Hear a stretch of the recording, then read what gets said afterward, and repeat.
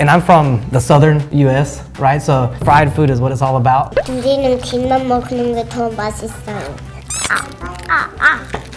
아빠 이거 봐. You still can, consume relatively healthy food, and I think that's something that also the Western culture could learn from Korea. 안녕하세요. 일본에서 온 이루리입니다. 안녕하세요. 유럽에서 온 에일입니다. 안녕하세요. 베랑입니다. 안녕하세요. 미국에서 온 케이슬리입니다. 만나서 반갑습니다. 저 아침에 빵 먹거나 딸기 먹거나 아침에 오트밀 먹어요. 볼레리리 먹었는데 아침에 계란 먹어요. 이루리는 김 맨날 먹을 거예요. 친구들, 오늘 킴이랑 밥을 같이 먹을 건데 먹을 수 있을까요? 네. 네. 그럼 먹어볼까요, 한번? 네. 네. 김밥이다. 엄마. 응애.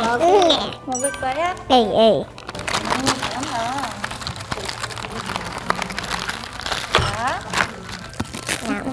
야미.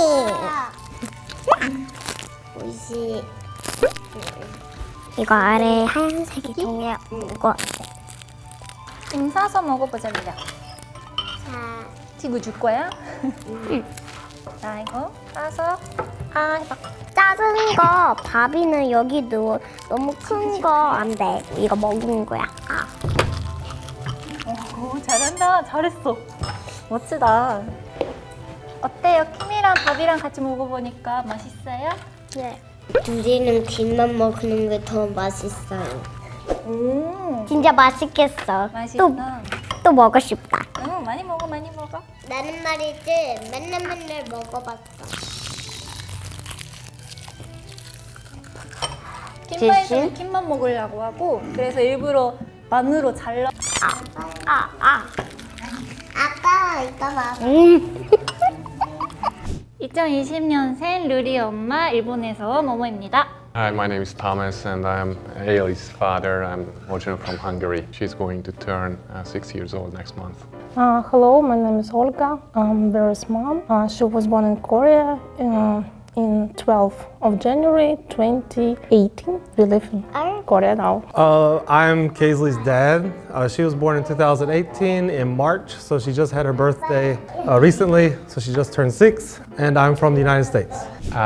Other than that, I think it's just really key to have discipline built into the education of our children, so that they know what can be done and what cannot be done in what circumstances. I'm not saying that in Korea they don't discipline their children, but I think in the Western culture probably it's more prevalent to put into their children right from the very young age. And just 3 words: safety, comfortable, and not so expensive. I have very expensive education, and they start. It starts from the baby time. They want the best for kids, and it's very expensive. That's why I think. But it's more safety than in Russia, and I think more comfortable because we have so many playgrounds around, and kids cafes, kids hagwongs with buses, and you don't have to pick up kids, and I'm not to drive over my kids. I think it's only in Korea you can take a kindergarten bus and swimming pool bus. I think everyone brought up some good points. And I'd like to share the same ones, actually. I think the safety thing is a really big difference from where I live in the United States. What's different is I think it's kind of difficult just to put a broad something on it, but I think safety is definitely one of the ones that I think we're lucky to have here in Korea, just the sheer safetiness of everything. And one other difference, in addition to the discipline thing, is individualistic kind of part of the American culture as opposed to the more collective society of Korea. So I think that's one of the differences. Education, there are some good points in education. There are some very big differences in education. I think that, like was mentioned before, they start from a really early age, and I think they learn this kind of perseverance, and this grit kind of continues through to where they become as an adult as well. Because you can hear from people who haven't been to Korea, they speak of Korean work culture and how the work ethic, like strong work ethic and things like that. And I think it originally kind of starts from education. They're pushed to their limits in some degree, but I think it also teaches them about working hard in some circumstances. So. 지금 루리가 어린이집 있긴 하는데 일본에서는 어린이집 가고 바로 초등학교 가는 애기들이랑 어린이집 안 가고 그냥 유치원만 다니고 초등학교 들어가는 애기가 있고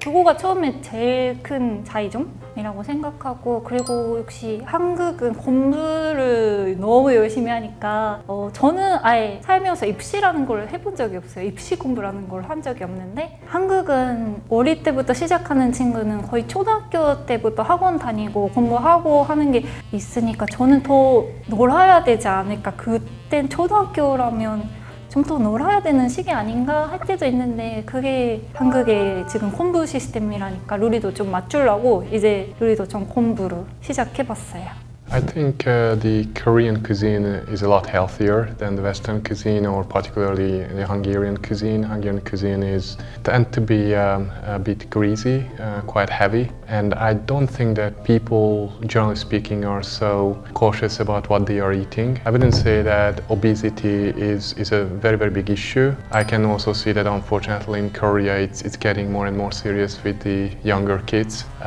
You know, they like all these junk food as well. But that's something that I personally find it really good in Korea, that you still can, you know, consume relatively healthy food, and I think that's something that also the Western culture could learn from Korea. Usually my wife prepares and cooks, obviously, but we try to have some veggies or fruits. Recently we eat quite often oatmeal. Probably in Hungary, like maybe in the US or in Russia as well, they usually eat some cold cuts or maybe some toast or some, you know, some eggs, fried eggs here and there, or egg benedict or something similar, or maybe with some peanut butter, sort of spread all over the. I think we try to be in between, because personally I think it's important for a mixed race child to grow up experiencing both cultural differences, you know, Korean food and Western food sort of mix up.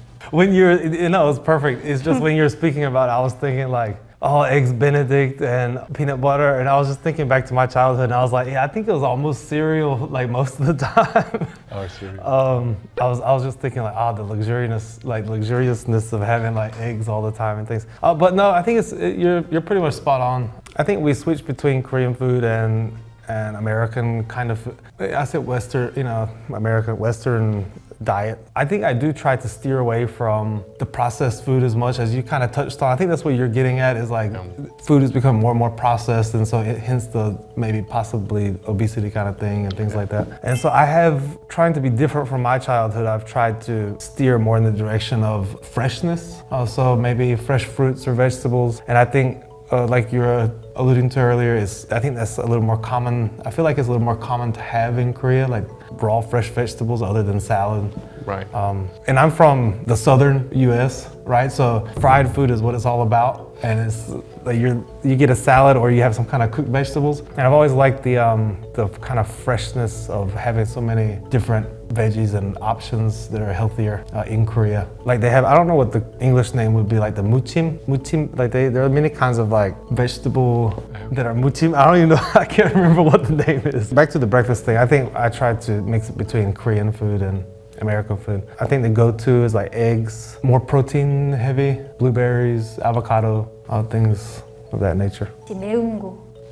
매운 거는 일본에는 거의 없으니까 처음에 김치를 어떻게 먹여야 될지 그거를 모르고, 그래서 저는 그냥 김치 안 주고 있었는데 어린이집 도시락을 보니까 맨날 메뉴판이 나와요. 그 사진 같은 걸 보니까 김치부터 시작하고 조금 맵지는 않은데 그 빨간 거 넣고 그런 거부터 넣고 시작하더라고요. 근데 저는 그걸 어떻게 요리해야 될지 잘 몰라서 지금도 집에서는 안 먹이고 있어요, 김치는. 대신에 저는 일본인 엄마로서 일본 요리는 많이 최대한 해주려고 하고, 그래서 한국에서는 요즘은 거의 일본 조미료 같은 거는 다 살 수 있어서 거의 제가 하는 요리는 일본식으로 하고 있고, 저는 가끔 시댁에 갈 때가 있는데 그때는 어머님이 해주시는 한국 요리를 요리한테도 먹이고 하고 있어요. 다들 그 김치를 어떻게 먹이고 있어요? 지금 애기들한테? In 유치원. Only at school. Yeah, she's only at saying. school. Kimchi at home. I think I eat more kimchi than anyone else at home. We don't have kimchi at home. Yeah, I like spicy food and I like kimchi a lot. I don't think the other two really eat kimchi. I think I'm pretty much the only one. We give it to my daughter. It used to be we had to like rinse it with water. We still do that, yeah. And she still doesn't even eat it if it's just normal, right? So if we wanted her to possibly eat it, still have to rinse it. And like she often eats the school kimchi, as she said, you get the menu. It's not as spicy as normal. Yeah. Do you eat kimchi? Yes, I love kimchi. How about your kids? Oh, I think they do like that too. But you know, for my daughter, she's still 5 years old, going to turn 6, and we still need to rinse it a bit. But then quite often she just, asks for that. Oh, can you please put a piece of kimchi on my spoon? And then she chews on it and she swallows. But yeah, I have a son who is 11. He eats more and more spicier foods, more spicier foods as well. And it's healthy. So fermented. Yep. Yeah, Yep. I think it's good. It is, yeah. Yours definitely Vera really seemed to like the kim and rice. Yeah, she likes kim and rice. It's her favorite food. Yeah, I always have at home kim and rice. Oh. And eggs. Yeah, it's a good thing to have. I'm just curious because she only eats kimchi at school. So does she ever ask for it at home? Or not Because really? he can eat it 5 times. The next day? Yeah, 5 times a week. That's why. I was just curious. My husband doesn't like spicy food, so we don't have at home. But my second son, ramen, kimchi at home. And he's at school, so that's why sometimes we can eat food out and he can eat what he wants. 처음에는 한국어로 했던 것 같아요. 근데 선배님들 한일 부부들이 많이 있으니까 물어보면 엄마는 무조건 일본어만 써야 된다 그렇게 들어가지고 최대한 일본어로 가르치려고 했는데 한국에 살고 있으니까 저는 루리 빼고는 다 한국어로 얘기를 해야 돼서 일본어로 얘기해야지 그렇게 생각을 하고 있어도 저는 자연스럽게 한국어가 좀 편하게 나와가지고 지금은 반반 정도로 얘기를 하고 있는 것 같아요. 루리는 진짜 잘하는 편이에요. 일본어 또 그냥 해요. 루리는 2년만 일본 어린이집에 보내가지고 거의 그냥 일본인 친구들이랑 비슷한 수준 정도로 일본어도 잘합니다. 애기들한테 한국어로 얘기했어요? 아니면 자기 나라 말로 했어요? 안녕하세요. 저는 Let's see, for Kaisley, I always spoke only in English to her since she was little anyway. And I've been fortunate enough to be able to spend a lot of time with her. And she didn't learn one language over the other language. It's always been kind of when she was only with me, we only use English anyway. And when I'm at home, we mostly only use English. And then when I'm not there, I don't expect that they speak English together when I'm not there. I have asked my wife before, and they use almost all Korean, but they do speak in English sometimes. And I guess that's just a case-by-case basis. She didn't learn one language over the other. I think she learned both simultaneously. Her ability is pretty much the same. I think she's a little more comfortable with Korean because when she meets, every day she meets friends that are speaking Korean and other adults who are speaking Korean. And so her Korean ability is a little bit higher. And I think since Korean is everywhere on the buildings and everything like that, she also tries to read the words. So I think in that sense, it's a bit higher. Definitely whenever we travel back or we travel to another country and she gets, after a few days of getting into the swing of speaking in English, then you can see it skyrocket, like probably with anyone else. Yeah, we use only Russian at home because we are all Russian. Right. Makes sense. Yeah, but she can speak in Korean with her brother, and she do it every time. I think Korean language is maybe better than Russian now. It's a pity. But I try to learn her Russian language because it's her native language. Yeah, our situation is a bit different because my mother tongue is Hungarian, but my wife speaks only English and Korean. I don't really speak Korean, so we use a common language as English. And since I work 5 days a week from, usually I leave home before 8 o'clock and come home maybe around 7 o'clock, so I don't really have the time to spend with my children. For instance, when my son was born, he's 11 now, then I try to speak in Hungarian to him. My wife, of course, always speaks in Korean with my children, but we were always communicating in English, and we noticed that my son's English didn't improve, his Hungarian didn't improve, only the Korean improved, so we needed to make a decision that, it probably doesn't reflect very well on me, but we decided that we will just focus on English, because anyways, when I'm home, then she's usually home, so we communicate in English. And that's one of the reasons why my children don't speak Hungarian. They know a few words, but obviously if you listen to their Korean, you will notice that they are native Korean, so without an accent. They communicate. English is the second language, and I would say Hungarian will be eventually the third one, but it's still a long way. I imagine you realize there's like a finite amount of time, so you couldn't really do everything. Right, and they go to Korean school, they attend Korean school, they go to Korean kindergarten. And then you're communicating. They communicate in Korean, so, but of course we are very dictatorial, when they watch any movies or cartoons in English. So I'm very sensitive about it, and when we get to go to Hungary to visit their grandparents, then they tend to pick up some more in Hungarian, but if you don't practice the language, then it's sort of just gets buried somewhere deep. Quickly disappears. Yeah, I didn't want to say that, but yeah. That's true. Yeah, so that's a bit of a challenge, but well, I guess parenting is not easy, and as you said, that when your time is sort of limited that you can spend with them, then it's not easy to teach them a third language. 친구들은 한국어만 그냥 배우면 되는데 루리는 2개 해야 되니까 루리는 말 늦게 하겠지, 일본어는 많이 어렵겠지 했었는데 해보니까 되더라고요. 루리가 기억력이 좋아서 그러는지는 모르겠지만 다른 루리 친구도 다문화 가족이 있는데 둘 다 잘하는 것 같아요. We also used to live overseas in China, and when my son was born, we lived in Mongolia, but then we moved to China, and he was attending even a Chinese kindergarten, a bilingual Chinese-English, and he picked up Chinese very easily just being with other kids there. So I think children's brains are like... they're moldable.